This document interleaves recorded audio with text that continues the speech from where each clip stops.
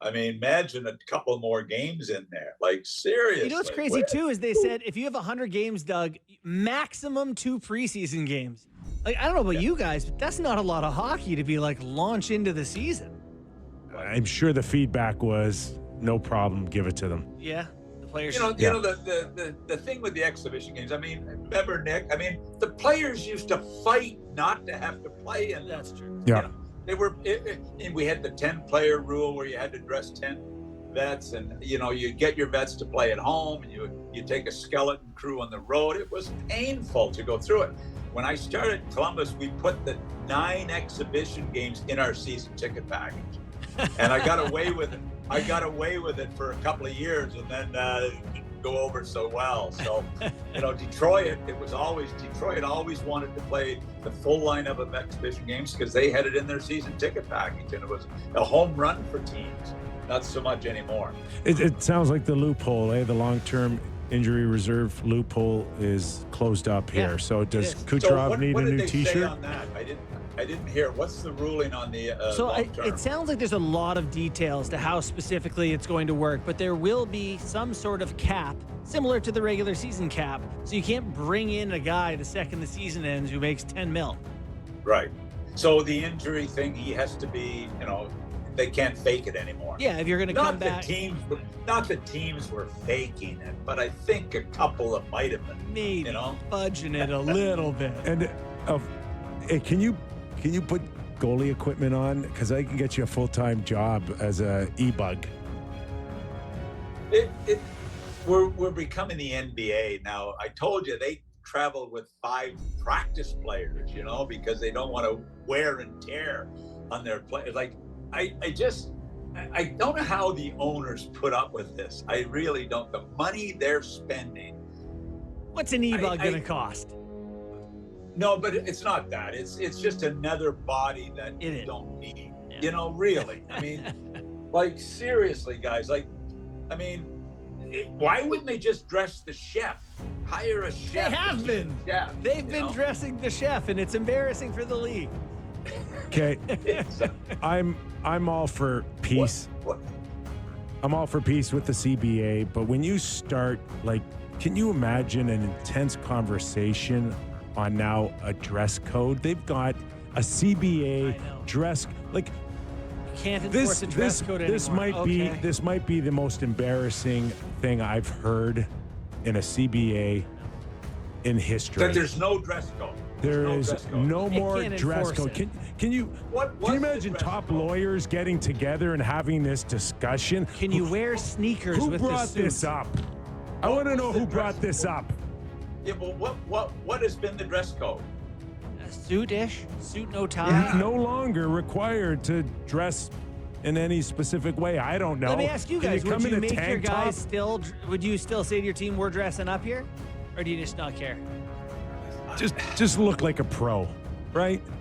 At the end of the day, just look like a pro. My team's still dressing up. I think it's bush league. I really do. I don't think it should be written there. I think the team should deal with their own players and say, "Hey, we expect you to dress like a pro." When did this become important? Like, did some player get mad and say, "Go to the CBA"? I grew up watching Sittler and McDonald, my heroes. I don't ever recall once wondering what they're wearing to the game. It used to be a big part of our pregame show with Ron McLean and Grapes. Oh, look at the God, Grapes love the good We suit. could be blaming Grapes on this one. I don't know. Grapes had it right. He'll get the both boys coming in looking good. Let's go. I love Grapes' comments on, "Hey, 2 minutes for looking great." Oh, that was the Coyle, by the way. rocket. Coyle to Columbus, by the way. Yeah.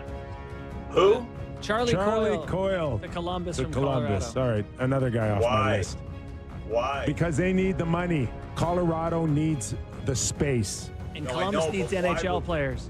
Why would Columbus take him? Did they not watch him play last year? Listen, hey. maybe you got to get to a floor too.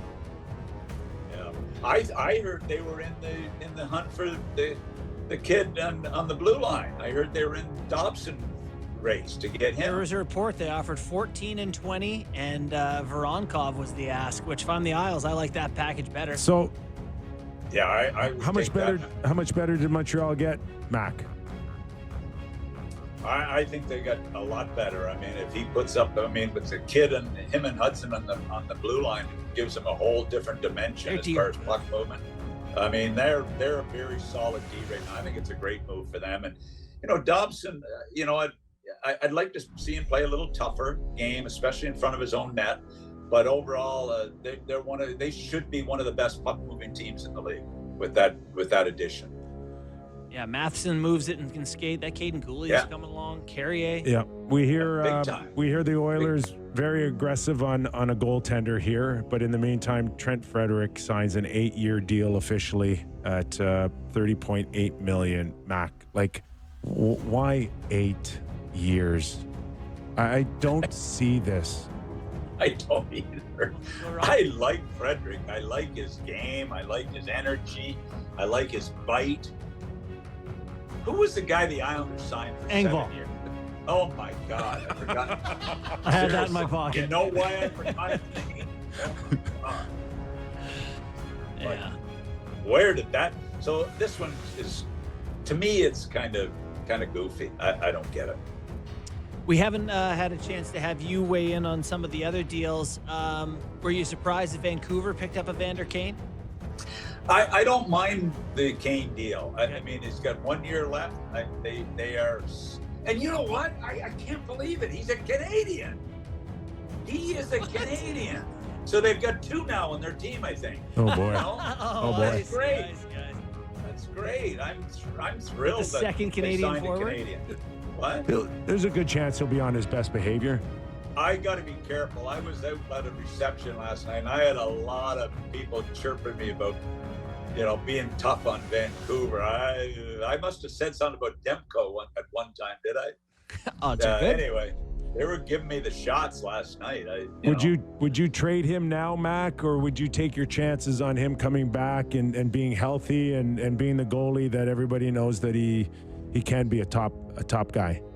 Look, he looked like he was getting ready to be one of the top goaltenders in the league. He really did. This injury is concerning because it seems to have hung around way too long.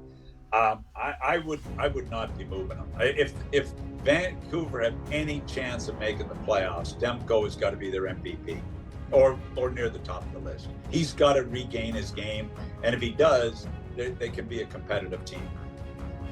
Ask me close on, do you trust Lankinen and Shelovs? The depth's there. Yeah. Shelovs was real good in the American League playoffs, but I always find it's a little different, the 2 leagues, Is there? Kip was a star in Baltimore when I had him. He was a star. He was a star, a leader. He got called up at playoff time. I had him for